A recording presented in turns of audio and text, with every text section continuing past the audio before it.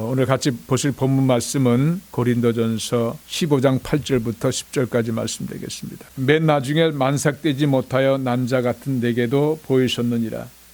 나는 사도 중에 가장 작은 자라. 나는 하나님의 교회를 박해하였으므로 사도와 칭함받기를 감당하지 못할 자니라. 그러나 내가 나된 것은 하나님의 은혜로 된 것이니 내게 주신 그의 은혜가 헛되지 아니하여 내가 모든 사도보다 더 많이 수고하였으나 내가 한 것이 아니요 오직 나와 함께 하신 하나님의 은혜로라. 아멘. 저는 오늘 여러분과 함께 은혜 그리고 은혜라고 하는 제목으로 말씀을 나누겠습니다. 올림픽을 보면서 마음에 말할 수 없는 감동이 일어나는 장면들이 참 많습니다. 제 개인적으로는 가장 큰 감동이 일어나는 것은 예수 믿는 사람들이 그 경기가 끝난 다음에 무릎을 꿇고 기도한다든지 손을 들어서 하나님을 찬양하는 모습이 저는 가장 감격스러워요. 당연히 해야 될 일이죠. 하나님께서 함께 하신 은혜를 비록 결과론적으로는 금메달을 못 따고 또 은메달을 못 따고 또 동메달을 못 땄다 할지라도 그동안 함께 하신 그 하나님의 은혜를 찬양할 수 있는 것, 우리 기독교인들이 반드시 해야 될 모습이 아닌가 생각을 합니다. 선수들 중에서는 경기가 끝난 다음에 메달을 따는 것이 확정됐을 때 자기 감독에게나 또는 코치에게 달려가서 안고 이렇게 기뻐하는 모습들을 여러분 보지 않습니까? 근데 그렇지 못한 선수들도 있는 것 같아요. 그런 고마움을 표현하는 마음, 이것은 어찌 보면 참 아름다운 마음이라는 생각이 듭니다. 그러면서 동시에 오늘 이 본문 말씀을 통해서 보면서 이 사도 바울처럼 이렇게 그 감사를, 그 은혜를 표현하는 사람들을 볼 수 있다면 얼마나 좋을까 하는 생각이 더 드는 우리 세대에 살고 있습니다. 이 사도 바울은 하나님 앞에 부르심을 받아 그의 사역을 감당하면서 그런 은혜를 오늘 본문에 보니까 너무나 감격적으로 표현하고 있어요. 하나님의 은혜를 은혜로 알고 또 은혜를 누리는 사람. 다시 말씀드리면 그 은혜를 깨닫고 은혜 속에 사는 사람. 그 사람의 말로 참 아름다운 신앙의 사람이고 진정한 행복을 누리는 사람이라는 생각이 듭니다. 저는 오늘 본문 말씀을 여러 번 설교를 했습니다. 그런데 설교할 때마다, 준비할 때마다 내용이 달라지니까 똑같은 말씀인데 감동이 달라요. 그래서 오늘 본문 말씀을 다시 한번 여러분에게 나누면서 다르게 깨달아진 그런 저의 마음을 같이 나누길 원합니다. 이 오늘 본문 말씀엔 그 은혜라는 단어가 3번 등장합니다. 은혜라고 하는 것은 헬라어로 카리스라고 합니다. 선물, 거저받은 것. 이 사도 바울은 이 본문에서 하나님께 거저받은 것에 대한 것을 간증하고 있습니다. 동시에 이 거저받은 것이라고 하는 것은, 선물이라고 하는 것은 사람과의 관계성 속에서도 통용되는 것이에요.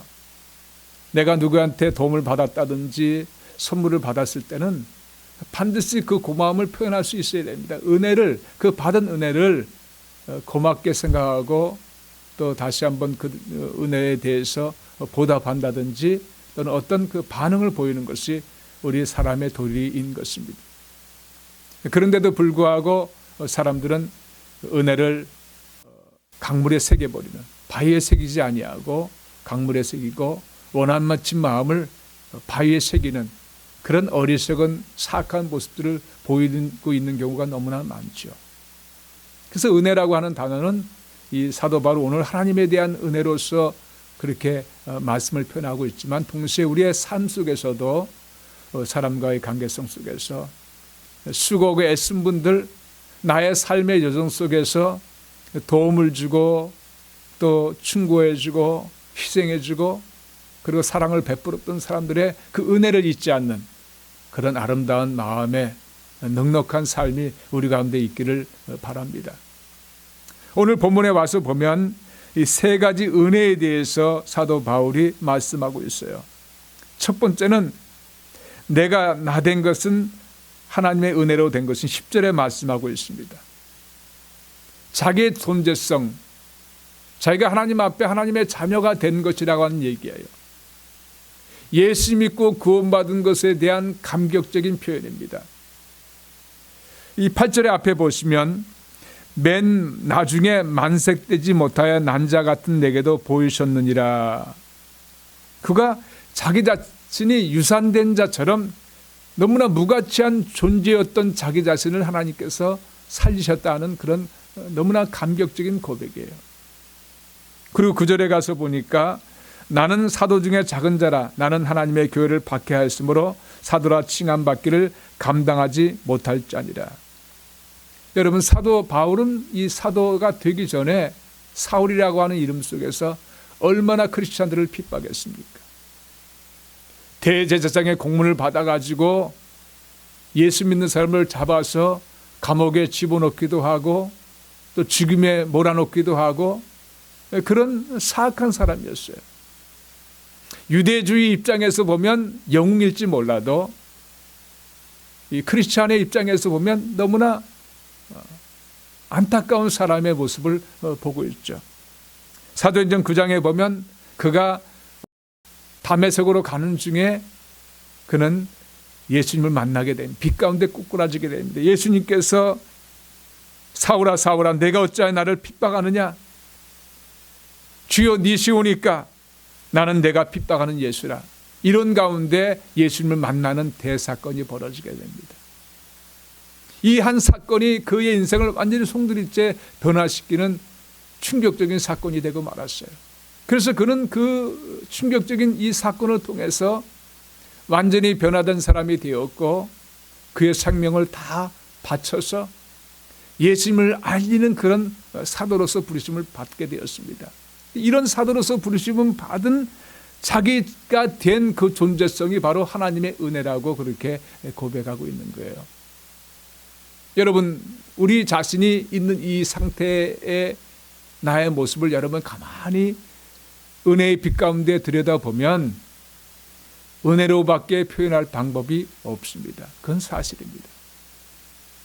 내가 예수 믿은 것 하나님의 전적인 은혜입니다. 내 노력으로 방법으로 어떤 애씀으로 이루어진 것이 절대로 아닌 것을 여러분 알지 않습니까? 그렇기 때문에 예수 믿고 구원받았다고 하는 그 자체가 얼마나 놀라운 은혜인지 말로 다할 수 없는, 그래서 사도 바울은 내가 나 된 것은 하나님의 은혜로 된 것이니라고 고백하고 있는 거예요. 요한복음 1장 12절에 보시면 영접하는 자 곧 그 이름을 믿는 자들에게는 하나님의 자녀가 되는 권세를 주셨으니, 우리는 하나님의 자녀가 되었습니다. 예수님을 통해서 하나님의 자녀가 되었습니다. 이 얼마나 위대한 일입니까? 그리고 로마서 8장 15절에 가서 너희는 다시 무수와는 조용의 영을 받지 아니하였고 양자의 영을 받았으므로 아바 아버지라 부르짖느니라. 우리가 믿는 하나님은 어떤 분이신가요? 우리의 아빠 아버지가 되시는 분이에요. 여러분, 마음 놓고 하나님을 나의 아버지로 부를 수 있다는 그 특권을 받은 것, 여러분 아무리 생각해도 신기하지 않습니까? 그렇기 때문에 내가 나 된 것은 하나님의 은혜로고 사도 바울은 그렇게 고백할 수 있는 것이에요. 우리가 세상에서 가장 귀한 감격이 있다면 무엇입니까? 가장 큰 은혜라고 한다면 무엇이 있습니까? 뭐니 해도 구원받은 은혜입니다. 우리가 이제 예배 끝나면 부를 찬송이 305장인데 이 305장에 작시한 분은 잔 뉴턴, 성공의 신부, 우리가 목사님이라 부르죠. 그분이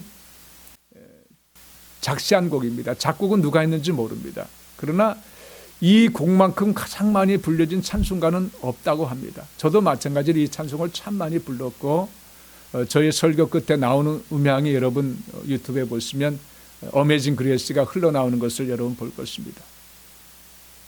하나님의 은혜로 살았고 하나님의 은혜로 또한 지금 살고 있고 하나님의 은혜로 교회도 인도함 받고 있으며 장차 하나님의 은혜로 천국에 들어갈 것을 믿기 때문에 그래서 저는 이 곡을 너무나 좋아합니다.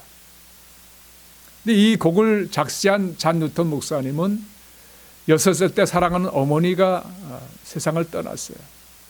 너무나 어려운 어린 시기를 보냈죠. 11살 때 아버지 뱃사람인 아버지를 따라서 이제 뱃사람으로서의 삶을 살아갑니다. 성격이 많이 포악해질 수밖에 없었죠. 그런 나중에 아프리카에서 그 아프리카 흑인들을 붙잡아서 파는 상선의 노예 선장이 됩니다. 그런데 어느 날 큰 풍랑을 만나서 배가 뒤집힐 것 같은 죽음 직전에 있을 때 하나님께 그는 살려달라고 기도합니다. 근데 하나님께서 그를 살려주셨어요. 그는 회심하게 되었고 결국 하나님의 은혜를 어메이징 그레이스라고 표현하는 그런 간증의 글을 쓰게 되었고 그것이 지금 우리가 부르는 찬송가의 작사가 되었습니다.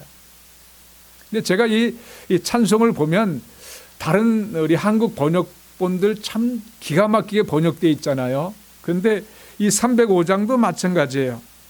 저는 이 찬송 가사를 이렇게 암기하고 고백할 때마다 야, 어쩜 이렇게 너무나 간략하게 그 잔 루턴이 표현한 원본을 이렇게 아름답게 번역했는가 놀람을 금치 못합니다. 1절 보시면 나 같은 죄인 살리신 주 은혜 놀라와 잃었던 생명 찾았고 광명을 얻었네. 여기 영어로 보면요 너무나 놀랍습니다. 아마 이 잔 루턴은 그 하나님께 받은 그 은혜, 그 감격을 아마 표현하려고 굉장히 애를 썼어요. 엄청나게 애를 썼는데 자기가 할 수 있는 최대의 끝까지 표현한 것이 오늘 본문의 그런 그 가사의 내용이에요. 그러나 거기에는 다 표현하지 못한 것이 분명히 많이 있었을 거라는 것을 저는 느낍니다. 영어로 보면 더 놀라운 것이 Amazing grace, how sweet the sound. Amazing, 놀라운 은혜, 얼마나 가슴 벅찬, 스위트라고 하는 것은 뭐 달콤한 그런 뜻이지만 가슴 벅찬 그런 사운드, 소리인가, 말인가. That saved a wretch like me. 나 같은 wretched라고 하는 것은 뭐 사악한, 비참한 뭐 그런 뜻을 갖고 있죠. 자기처럼 사악한 자를 saved, 구원했다 라고 하는 그런 고백입니다. 어메이징 그레이스라고 하는 것이 그 단어가 놀라운 발음이지만 동시에 단어이지만 그 단어가 그 말이 자기를 어메이징 그레이스가 자기를 그렇게 구원했다고 하는 것이에요. I once was lost but now am found. 여기 잃었던 생명 찾았고라고 되어 있죠. 근데 내가 한때는 잃어버린 존재. 그러니까 자기 자신이 무엇인지를 모르는 존재였는데 지금은 자기의 존재성을 깨달았다는 거예요. 나는 어디서 와서 왜 살며 어디로 가는 것이 아니고 내가 가는 천국이 있구나. 예수 믿고 구원받은 하나님의 자녀가 되었다는 그 아이덴티티와 장차 돌아갈 천국이 있다는 그런 것을, 그런 생명이 있다는 사실을 깨닫게 된 거예요. Was blind but now I see. 한때는 내가 눈먼 자였지만 나는 지금 보네. 무엇을 봅니까? 영적인 세계를 본다는 거예요. 감춰진 세계를 본다는 거예요. 그전에는 무엇이 중요한 것인지, 무슨 삶이 하나님 앞에 위대한 삶인지를 전혀 모르는 육신적인 삶을 살았지만 그러나 지금은 어떻게 살아야 되는지를 볼 수 있게 됐다는 거예요. 3절에 보시면 이제껏 내가 산 것도 주님의 은혜라. 또 나를 장차 본향에 인도해 주시리. 영어로 보시면 Through many dangers, toils and snares, I have already come. 여기 잔 뉴턴 목사님은 I have already come이라는 것은 come through, 이 through를 앞에서 세웠는데 come through, 내가 원래 이것을 통과했다는 것은 무엇을 통과했습니까? dangers, 위험들, toils, 뭐 고난 그런 의미죠. 그다음 snares, 덫, 올무 이런 뜻을 말합니다. 토일즈는 조금 전에 고난이라고 얘기했던 수고라고도 표현합니다. 그러니까 잔 뉴턴 목사님은 자기 인생의 수없이 많은 위험들과 수고와 그리고 말로 다할 수 없는 그런 올무와 방해와 그런 고난의 여정을 그는 통과했다고 고백하는 거예요. It is grace has brought me safe thus far. 거기까지 그 그레이스가 나를 안전하게 인도했습니다. And grace will lead me home. 그리고 은혜는 나를, 홈이라고 하는 것은 고향이라는 얘기도 있지만 천국을 이 잔 뉴턴 목사님은 말씀하고 있는 거예요. 본향으로, 장차 돌아갈 천국으로 인도할 것이라고 하는 것, 바로 그 은혜가 인도할 것이라는 것을 고백하고 있는 것입니다. 저는 이 가사들을 보면서 이 잔 뉴턴 목사님이 그 속에 이 감격되는 그 감동을 정말 최선을 다해서 표현하고 했지만 그는 다 표현하지 못했을 것입니다. 그것이 분명합니다. 그가 가지고 있었던 하나님의 그 놀라운 은혜에 대해서 그 글로 자기가 알고 있는 그 지식과 경험을 통해서 쓰려고 했지만 그 이상을 표현하지 못하는 그런 안타까움이 있었을 것이라고 분명히 믿습니다. 찬송가 304장에 보시면 하늘을 두루마리 삼고 바다를 먹물 삼아도 한없는 하나님의 사랑 다 기록할 수 없겠네. 하늘을 두루마리 삼고 바다를 먹물 삼아도 한없는 하나님의 사랑 다 기록할 수 없겠네. 여러분, 저 하늘을 두루마리 삼고 저 바다를 먹물 삼아 엄청난 양의 먹물 아닙니까? 따지고 보면. 그런데도 불구하고 다 하나님의 사랑을 기록할 수 없다는 거예요. 결국 표현할 수 없다고 하는 것이죠. 저는 이번 프랑스 올림픽에서 감동적인 그런 기사를 하나 읽었습니다. 너무나 감동적이에요. 오늘 본문과 연결되는 말씀과도 같아서 한국의 여러분 단체 여자 단체전에서 탁구 대회에서 동메달을 딴 그런 기사를 보았습니다. 신유빈 선수가 하는 인터뷰가 글이 있는 것을 읽으면서 참 고마운 친구구나. 참 어린 나이지만 참 이 사람은 뭔가 감사를 아는 사람이구나. 그러면서 그 표현을 잠깐 보았어요. 그 감독님에 대해서 감사의 마음을 표현하면서 이렇게 표현했더라고요. 말로 이 정도 표현력밖에 안 되는 게 진짜 너무 죄송해요 라고 표현했더라고요. 그 감독님에 대한 그 고마운 마음 말로 다 할 수 없는데 자기는 말로서 이 정도밖에 표현할 수 없는 것이 너무나 미안하다고. 우리 신앙인들에게 들려주는 말과 같아요. 우리가 받은 그 하나님의 그 자녀로 삼으신 그 은혜, 그것을 보면 얼마나 우리 속에 감격과 이 바울 사도가 깨달은 것처럼 또 잔 뉴턴 목사님이 깨달은 것처럼 또 수없이 많은 지난 시대의 크리스찬들이 깨달은 것처럼 그런 감동을 우리가 하나님께 어찌 다 표현할 수 있겠습니까?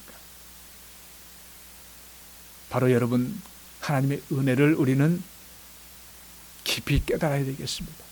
두 번째는 10절에 있는 말씀 중간입니다. 내게 주신 그의 은혜가 헛되지 아니하여. 여기 보면 과거형으로 되어 있거든요. 다시 한번 과거형으로 해석하면 내게 주신 그의 은혜가 헛되지 아니하였습니다 라고 이렇게 표현할 수 있겠죠.